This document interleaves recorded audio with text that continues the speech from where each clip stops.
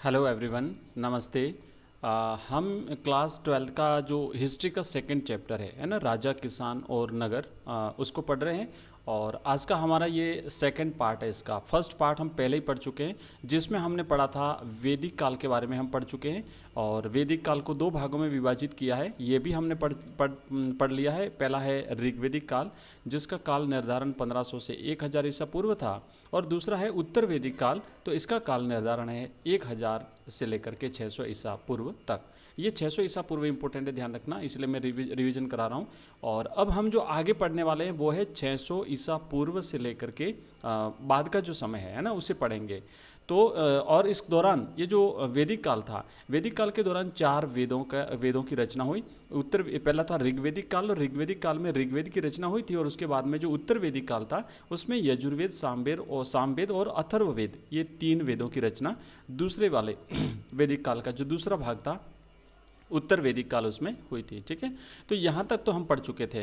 अब हम यहाँ से बात करेंगे 6ठी शताब्दी ईसा पूर्व, एक परिवर्तनकारी काल। मैंने भी आपको बताया कि 1000 से लेकर के 600 ईसा पूर्व तक का जो काल है वो तो उत्तर वैदिक काल माना जाता है। लेकिन 600 ईसा पूर्व से बाद का जो काल है उसको हम यहाँ पर पढ़ेंगे। तो ये जो 6ठी शताब्दी जो कहलाती है ना, ये एक परिवर्तनकारी काल माना जाता है। और क्यों माना जाता है एक परिवर्तनकारी काल, इसके बारे में हम यहाँ पर जानेंगे। इसके कई सारे कारण थे। तो ये प्रश्न यहाँ से बनेगा। मैं आपको ये भी बताऊंगा कि प्रश्न कैसे बनते हैं, प्रश्न कैसे पूछा जाएगा एग्जाम में, आंसर क्या क्या लिखना है, आपको क्या चीज़ें याद रखनी है। ठीक है, तो ये मैं आपको यहाँ पर बताऊंगा। तो हम यहाँ पर देखेंगे। और इसके अलावा मैं आपको बता दूँ कि जो अगर PDF चाहते हैं आप हमारे सभी वीडियोज़ की, या फिर यूँ कह दो कंप्लीट कोर्स अगर आप चाहते हैं, जिसमें आपको ऑनलाइन टेस्ट भी मिलेगा, आपको उसके नोट्स भी मिलेंगे आपको PDF के रूप में, और ऑनलाइन टेस्ट के अलावा वहाँ पर आपको वीडियो लेक्चर्स भी मिलेंगे। तो आप हमारा ऐप डाउनलोड करिए। मॉडल पेपर्स भी आपको मिलेंगे कुछ ही दिनों के बाद में। आपको जो मॉडल पेपर्स किस तरीके से एग्जाम में प्रश्न पूछे जाएंगे, उसके आधार पर आपको मॉडल पेपर्स मिलेंगे। तो आप हमारा ऐप डाउनलोड कर लीजिए, लिंक इस वीडियो के डिस्क्रिप्शन में दिया हुआ है। और आप डायरेक्ट प्ले स्टोर पर लिखेंगे एजुकेशन राइज, तो वहाँ पर आपको मिल जाएगा हमारा ऐप। इसके अलावा आप हमारा टेलीग्राम चैनल भी ज्वाइन कर सकते हैं। वहाँ से भी आपको PDF और एग्जाम से रिलेटेड जो भी आपके इंपॉर्टेंट इन्फॉर्मेशन रहेगी, जो भी नोटिफिकेशन रहेगा, वो आपको वहाँ पर मिल जाएगा।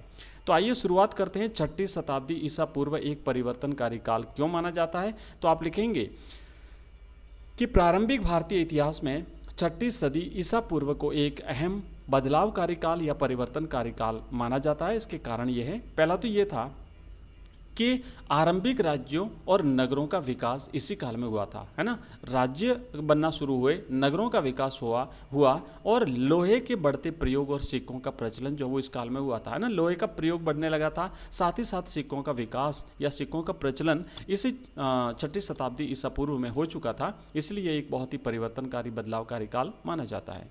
नेक्स्ट है, इसी समय में बौद्ध और जैन धर्म सहित कुछ दार्शनिक विचारधाराओं का विकास भी हुआ था। इसी दौरान 6ठी शताब्दी ईसा पूर्व के दौरान बौद्ध धर्म का विकास होता है, बौद्ध धर्म अस्तित्व में आता है। इसी के साथ साथ जैन धर्म अस्तित्व में आता है। और ये तीव्र गति से, दोनों ही धर्म बौद्ध और जैन तीव्र गति से जो है वो विकसित होते हैं, इनका विकास होता है। कई बड़े राजाओं ने इनको आश्रय दिया था, है ना। जैसे कि चंद्रगुप्त मौर्य ने जैन धर्म का अनुयायी बन गया था स्वयं। और उसके बाद का जो अशोक था, बिंदुसार, और बिंदुसार के बाद में फिर अशोक, तो अशोक ने बौद्ध धर्म को स्वीकार कर लिया था। तो इसके अलावा भी कई सारे राजा थे जिन्होंने इनको जो है वो आश्रय दिया था। तो बौद्ध और जैन धर्म काफ़ी तेज गति से भारत में आगे बढ़े। और इसके अलावा कुछ दार्शनिक विचारधाराओं का विकास हुआ। अगला था बौद्ध और जैन धर्म के जो प्रारंभिक ग्रंथ हैं, इनमें महाजनपदों का उल्लेख मिलता है ना। 16 महाजनपदों का उल्लेख मिलता है। ध्यान रखिएगा, जो 16 महाजनपदों का उल्लेख मिलता है, ये बौद्ध और जैन धर्म के जो प्रारंभिक ग्रंथ थे। आगे हम चर्चा करेंगे बौद्ध धर्म का कौन सा, जैन धर्म का कौन सा, ठीक है ना। ये हम यहाँ पर देखेंगे। बौद्ध धर्म का अंगुत्तर निकाय था, जैन धर्म का, और ये सब देखेंगे हम यहाँ पे। नेक्स्ट है, 6ठी शताब्दी ईसा पूर्व कृषि के लिए भी एक परिवर्तनकारी काल माना जाता है, क्योंकि यहाँ पर एक कृषि में भी बहुत बदलाव हुए थे। और इसके कारण जो है स्थायी कृषि का विकास होता है ना। हल का प्रयोग किया जाने लगा, लोहे के हल का प्रयोग किया जाने लगा। तो उत्पादन में वृद्धि हुई, जमीन जोतना जो है वो उन्होंने शुरू कर दिया था। ठीक है, इस काल में लोहे के हल का प्रयोग हुआ, यानी लोहे का हल बनाया गया और उस हल को कृषि कार्य के लिए प्रयोग किया जाने लगा। तो इससे क्या होता था कि जो ज़मीन कठोर होती थी, वो कठोर ज़मीन भी जोतना आसान हो गया था।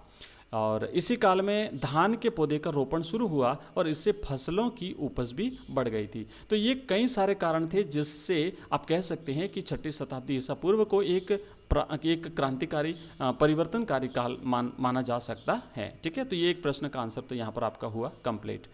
अब हम बात करेंगे कि अभी अभी हमने देखा कि जो बौद्ध ग्रंथ और जैन धर्म के जो ग्रंथ थे, बौद्ध धर्म का था अंगुत्तर निकाय और जैन धर्म का जो था भगवती सूत्र, तो इन दोनों ग्रंथों में क्या हुआ कि महाजनपदों का उल्लेख मिलता है। तो उसके बारे में, जनपद और महाजनपद के बारे में जानेंगे। देखिए, अभी हमने बात करी थी वैदिक काल, और वैदिक काल को 2 भागों में विभाजित किया है। उसमें पहला जो भाग था या पहला जो काल है वो तो है ऋग्वेदिक काल। तो ऋग्वेदिक युग में राज्य जो हुआ करते थे, है ना, जो स्टेट होते थे, राज्य होते थे, उन्हें जन कहा जाता था। और उसके बाद में धीरे धीरे जब समय बीतता गया और उसके बाद आता है उत्तर वैदिक काल, तो यही जन जो कि ऋग्वेदिक काल में जन कहलाते थे, उत्तर वैदिक युग में इन्हें जनपद कहा जाने लगा था। 6वीं शताब्दी ईसा पूर्व में देश के राजनीतिक क्षितिज पर जिन विभिन्न राज्यों का अस्तित्व दिखाई देता है, उन्हें महाजनपद की संज्ञा दी गई थी। तो ये एक महत्वपूर्ण परिवर्तनकारी काल ये भी था, क्योंकि पहले ही हमने देखा कि यहाँ पर राज्यों का विकास हुआ और साथ ही साथ नगरों का विकास हुआ, है ना, पहला ही पॉइंट हमारा यही था। तो अब ये जो है ना महाजनपद, ये इनका विकास जो है वो इसी काल में शुरू होता है। और इस समय की जो विभिन्न महाजनपदों का उल्लेख मिलता है वो हमें बौद्ध धर्म का जो ग्रंथ है अंगुत्तर निकाय, ओके, याद रखिएगा, नाम भी याद रखना, क्योंकि ऑब्जेक्टिव टाइप क्वेश्चंस जो होंगे उसमें पूछा जा सकता है बौद्ध धर्म का कौन सा ग्रंथ था जिसमें हमें महाजनपदों का उल्लेख मिलता है, या फिर अंगुत्तर निकाय किस धर्म का ग्रंथ है। और साथ ही साथ जैन धर्म का जो ग्रंथ था भगवती सूत्र, इन दोनों ग्रंथों में हमें महाजनपदों का उल्लेख मिलता है। इनमें अंगुत्तर निकाय की सूची को अधिक विश्वसनीय और प्रामाणिक माना गया है। तो अंगुत्तर निकाय जो कि बौद्ध धर्म का ग्रंथ है, इसकी जो सूची है महाजनपदों की, 16 महाजनपदों की, उस सूची को विश्वसनीय माना जाता है, प्रामाणिक माना जाता है। बौद्ध और जैन धर्म के प्रारंभिक ग्रंथों में महाजनपद नाम से 16 राज्यों का जिक्र मिलता है और अधिकांश महाजनपदों पर राजा शासन करता था। ठीक है, ज़्यादातर जो इनमें जो ये महाजनपद थे उसमें राजा का शासन होता था। ये राजा का शासन जो होता था, उसके अलावा देखिए क्या कहा है कि गण और संघ के नाम से राज्यों में लोगों का समूह शासन करता था। 2 प्रकार के समूह और हुआ करते थे। एक तो राजा होता था, कुछ राज्यों में तो राजा शासन करता था, कुछ राज्यों में क्या होता था, गण होते थे और संघ होते थे। दोनों में अंतर है, हम आगे देखेंगे गण किसे कहते हैं, संघ किसे कहते हैं। ठीक है, उसके बाद में हर जनपद की अपनी एक राजधानी होती थी। प्रत्येक जनपद, जो 16 जनपद या महाजनपद हैं, उनमें से जनपद जो होता था उसकी एक राजधानी होती थी, और वो राजधानी किले के अंदर होती थी, यानी उसे किले से घेरा जाता था। किलेबंद राजधानियों के रखरखाव और प्रारंभिक सेनाओं और नौकरशाही के लिए अधिक धन की जरूरत पड़ती थी। अब धीरे धीरे देखो क्या हुआ, विकास होता है। तो पहले तो राज्यों का विकास हुआ जिन्हें जनपद कहा गया, महाजनपद कहा गया। उसके बाद में धीरे धीरे एक राजधानी बनाई गई। राजधानी जो है वो किले से घेरी जाती थी। उसके अलावा किले की सुरक्षा के लिए फिर और वहाँ के जो कामकाज के लिए, है ना, व्यक्तियों की जरूरत पड़ी। तो किले की रक्षा के लिए या किलेबंद राजधानियों के रखरखाव के लिए और सेनाओं के विकास और सेनाओं के लिए नौकरशाही की भी जरूरत पड़ी, और साथ ही साथ धन की आवश्यकता भी हुई। अब ये जो धन होता था वो किसानों और व्यापारियों से कर के रूप में राजा वसूल करते थे, उनसे इकट्ठा किया जाता था। और इसके अलावा दूसरा क्या होता था कि पड़ोसी राज्यों को लूट करके भी धन इकट्ठा किया जाता था। धीरे धीरे कुछ राज्य स्थायी सेना और नौकरशाही रखने लगे। तो इस तरीके से महाजनपदों का विकास होता गया।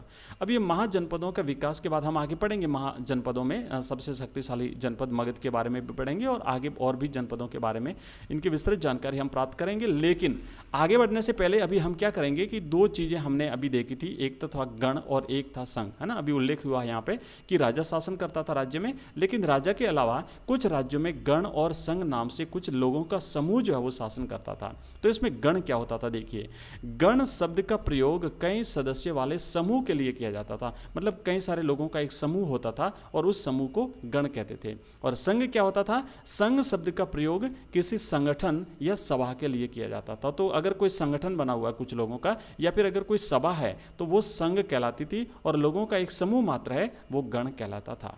गण या संघ में कई शासक होते हैं। कभी कभी लोग एक साथ भी शासन करते थे, तो कई सारे लोग मिलकर के भी शासन करते थे। सभाओं में वाद विवाद के जरिए निर्णय लिया जाता था। गणों की सभाओं में स्त्रियों, दासों, कंपकारों की भागीदारी नहीं होती थी, इसीलिए इन्हें लोकतंत्र नहीं माना जा सकता। भगवान बुद्ध और भगवान महावीर दोनों इन्हीं गणों से संबंधित थे। जो गणों की बात जो हमने यहाँ पे करी है हुई है, तो ये भी इन गणों से संबंधित थे, इनके अपने गण थे। वज्र संघ की ही भांति कुछ राज्यों में भूमि सहित अनेक आर्थिक स्रोतों पर राजागण सामूहिक नियंत्रण रखते थे। तो दोस्तों ये हमारा सेकंड पार्ट है, और नेक्स्ट जो बचा हुआ भाग है इसका, मगध राज्य से लेकर के हम आगे तक का जो पूरा अध्ययन करेंगे वो आपको नेक्स्ट वीडियो में मिलेगा। ये वीडियो काफ़ी लंबा हो जाएगा, तो लंबा न करते हुए मैं इस वीडियो को यहीं पर रोकता हूँ। और अगर आपको वीडियो पसंद आया हो और कंप्लीट सिलेबस अगर आप चाहते हो तो हमारे इस चैनल को सब्सक्राइब करिए, अपने मित्रों के साथ शेयर करिए, और रोजाना शाम को 8:30 बजे होती है हमारी लाइव क्लास, जिसे लेना बिल्कुल भी न भूलिएगा। मिलते हैं नेक्स्ट वीडियो में, तब तक के लिए बाय, थैंक यू।